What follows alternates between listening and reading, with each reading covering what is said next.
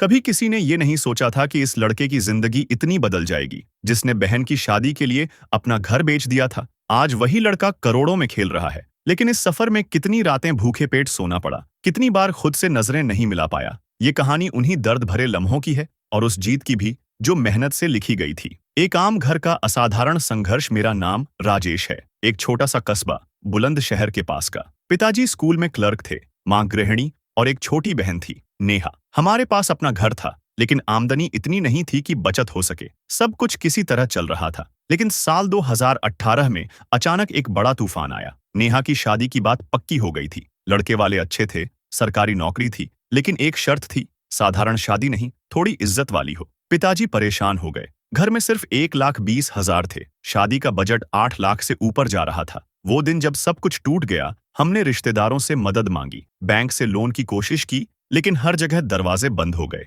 एक दिन पापा ने फैसला लिया, घर बेच देते हैं। लड़की की शादी है, उसे अच्छे से विदा करना है। मेरे सामने पापा की आंखों में आंसू थे और माँ बस चुप थी। हमने वो घर 11 लाख में बेच दिया, जिसमें मेरी पूरी बचपन की यादें थीं। शादी हो गई, सब ठीक से निपटा, लेकिन उसके बाद हम एक किराए के छोटे से कमरे में शिफ्ट हो गए। कोई फर्नीचर नहीं, बस एक चारपाई और 2 गद्दे। मानसिक संघर्ष और आत्मग्लानि। उस रात मैंने खुद से वादा किया, अब बहुत हुआ, अब मैं इस हालत से बाहर निकलूंगा, चाहे कुछ भी हो। मैंने इंटरनेट पर पैसे कमाने के तरीके खोजने शुरू किए। एक दिन यूट्यूब पर स्टॉक मार्केट से पैसे कैसे कमाएं का एक वीडियो दिखा। शुरुआत में सब चाइनीज लग रहा था, कैंडल स्टिक्स, EMA, RSI आदि, लेकिन कुछ तो था उसमें जो खींच रहा था। मैंने रोज 3 से 4 घंटे सीखना शुरू किया। फ्री टेलीग्राम चैनल ज्वाइन किए, पेपर ट्रेडिंग शुरू की। ट्रेडिंग की शुरुआत, हर कदम पर गिरना। साल 2019 में मैंने 5,000 रुपये उधार लेकर अपना पहला ट्रेड किया और पहले ही हफ्ते 2,200 रुपये का नुकसान हो गया। माँ ने पूछा,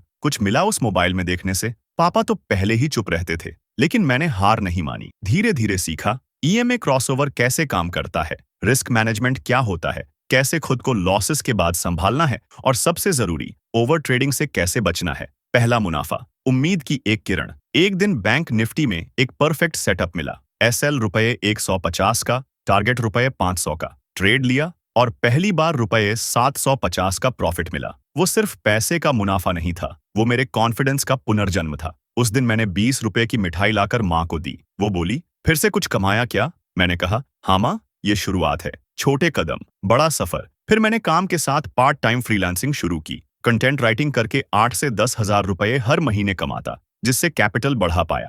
2020 के दौरान लॉकडाउन में पूरा ध्यान ट्रेडिंग पर लगाया। एक साल में मेरे 15,000 रुपये का कैपिटल 1,11,000 रुपये बन गया था। टर्निंग पॉइंट 2021 का वो बड़ा ट्रेड। 2021 के जून में एक ब्रेकआउट आया टाटा मोटर्स में। मैंने 70,000 रुपये का ट्रेड लिया, स्टॉक भागा और मैंने 2,06,000 रुपये का प्रॉफिट बुक किया। वो दिन मेरे करियर का सबसे बड़ा टर्निंग पॉइंट था। आज की जिंदगी, एक सपना जो हकीकत बना। आज 2025 है। मेरी नेटवर्थ 2 करोड़ रुपये है, 4.5 करोड़ रुपये है। खुद का 3 bedroom, kitchen hall flat, 2 trading system, एक मेंटरशिप प्रोग्राम और बहन के लिए दूसरा घर भी लिया है। उस पुराने घर की यादें, कभी कभी पुराना घर याद आता है, जहां मेरी माँ सुबह तुलसी को पानी देती थी, जहां पापा चाय पीते हुए अखबार पढ़ते थे।